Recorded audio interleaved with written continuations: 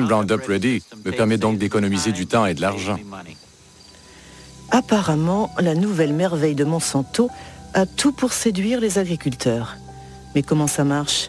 Comment le soja peut-il survivre aux épandages de Roundup? Voici une cellule de soja. Au cœur de la cellule, il y a le noyau qui contient l'ADN, la structure génétique du soja. Pour créer son OGM, Monsanto franchit la barrière des espèces. Ces chercheurs ont sélectionné un gène provenant d'une bactérie qui confère la résistance au Roundup. Le gène est fixé sur des particules d'or microscopiques qui sont bombardées avec un canon à gènes dans les cellules de soja. Le gène pénètre l'ADN et fabrique une protéine qui permet à la plante de résister au Roundup. Quand l'herbicide est pulvérisé, il tue toutes les mauvaises herbes, sauf le soja. À dire vrai, c'est quand même une sacrée prouesse technologique.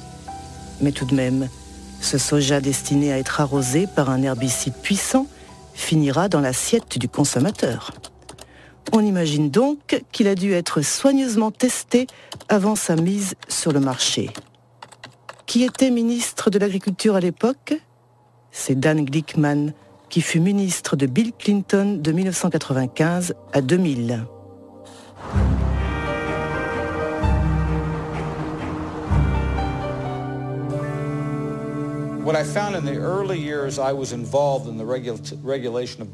Au début de mon mandat, il y avait un consensus dans l'agroalimentaire et au sein du gouvernement des États-Unis.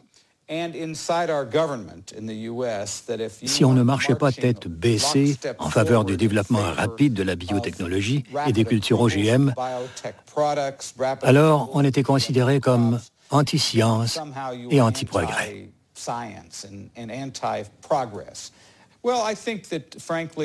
Franchement, je pense qu'on aurait dû faire plus de tests.